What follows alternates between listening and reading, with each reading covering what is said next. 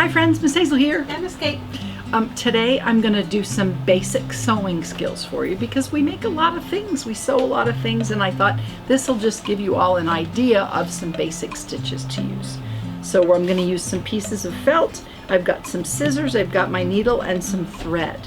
So the first thing we're going to do is take our thread, and I've rolled some off already, and you don't want your thread too long, so I like to use my arm to measure it. So, you know, maybe go up to like halfway up your arm, because if you make it really long and you try to sew, it gets tangled. So just go about the length of your arm and give it a cut, and then you get your needle ready. The most important, I guess, if you're going to sew, the most important thing is to get your needle threaded. There's a couple different ways you can do it. I sometimes like to hold it up to the light so that I can see where the eye of the needle is, and then... Miss Hazel, what is an eye of a needle? Oh, the eye is the little hole in the needle where you put the thread. It's called an eye. So I like to hold it up to the light so I can see the eye, and then I push it through the hole and pull it through. That's one way to do it, and then I just recently learned another way. You take the thread and squeeze it between your fingers so just the tiny tip of it sticks out. Then you take the eye and lay it over the top of it and kind of push it through. There you go. So that's two different ways you can thread the needle. Okay, so you could practice that. You could stop the video and practice, or you could watch the whole video and then come back if you need to. Next is making a knot on the end, so when you start to sew, it doesn't pull through. I like to make it go around my finger, and then I roll it, and then I pull it down. That's one way to do it. Another way to do it is to just, I'll do that again so you can see. Hold it on my finger, and I wrapped it around my finger like that. And then I roll it, and then I pull it together, and I make a knot. I've been sewing a long time, so that's kind of my trick. Like my mom used to do it like that, and that's how she taught me. You also can just make a loop in your thread and make a knot. You just want something so it doesn't go through the other end. Now you're ready to sew. You've got your needle threaded and you've got your knot. The first stitch we're going to learn is a running stitch, and that's just a basic sewing stitch. So you're going to go in from the bottom, close to the edge, pull it up, and then going back down and pull it. Here's your first stitch. You're going to go back up through the bottom. You're going to try to keep it in a straight line. It kind of looks like the stitches are running after each other. Down and up. I am not being very straight, but you get the idea. Oopsie. Down, 1, 2, 3. You always want to remember to go down from the bottom and then back down from the top. If you're more comfortable, you could flip it over and do your stitch. Pull it through, flip it back over, do your stitch. While you're learning, that might be a good way to practice. Oh my heavens to Betsy, Miss Hazel's stitch is not very straight. But you get the idea, right? So back all the way up and down. Okay, there you go. And if you were sewing something, you would have had your two edges together, and you'd be doing the same thing through 2 layers of stitching. Okay, that stitch is called the running stitch. Okay, I'm going to unthread this needle. I'm going to get another piece of thread out. Okay, I'm going to cut it. I'm going to show you again. I'm going to try the magic trick with my fingers together, and then I take the eye and I just push it through. That's very good. And make my knot. Okay, this next stitch is called a, oh Miss Kate, I forgot. Not the what's the one? The overstitch. Yeah, the overstitch. This one I'm going to fold my felt in 2. Felt's a good fabric to practice on because it's easy for your needle to get through and easy for you to hold on to. So now I'm putting my 2 together.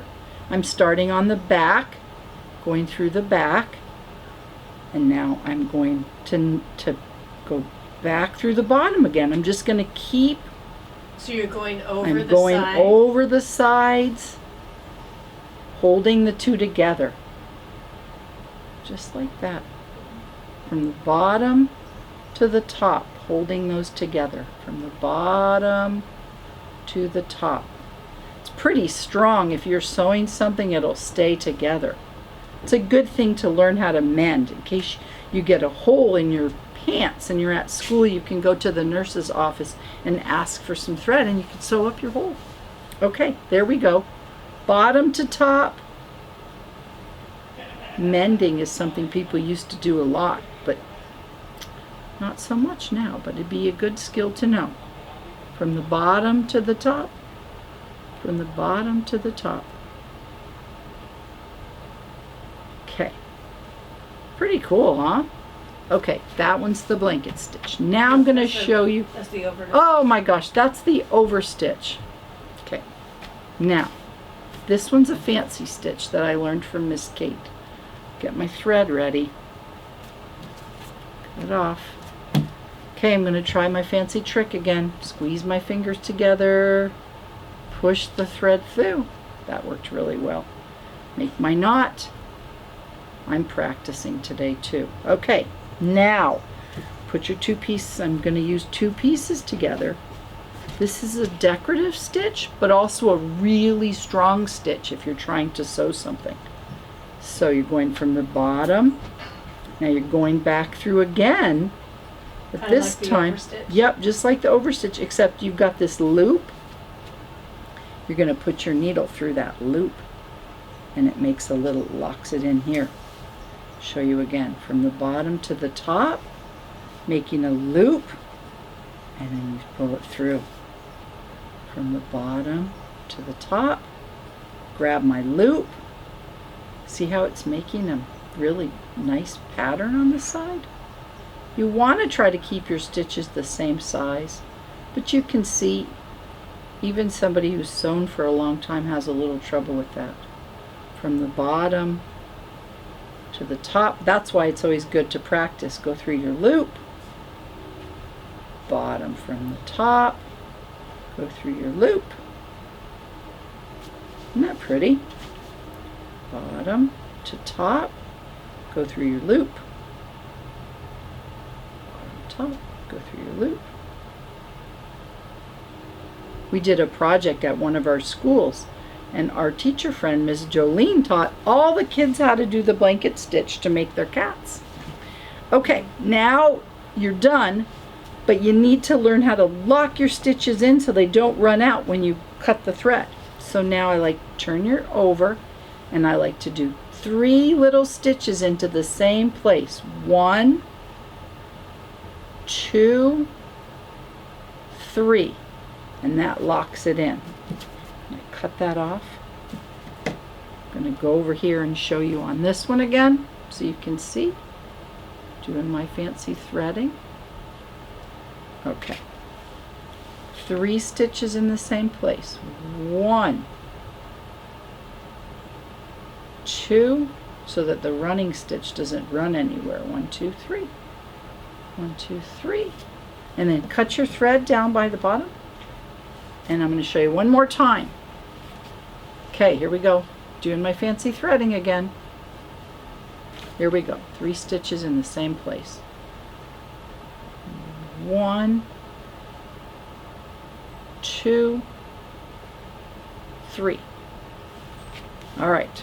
So you leave this lesson and you know how to do running stitch, over stitch, and blanket stitch. And you know how to thread your needle, you know how to make a knot, you got your scissors.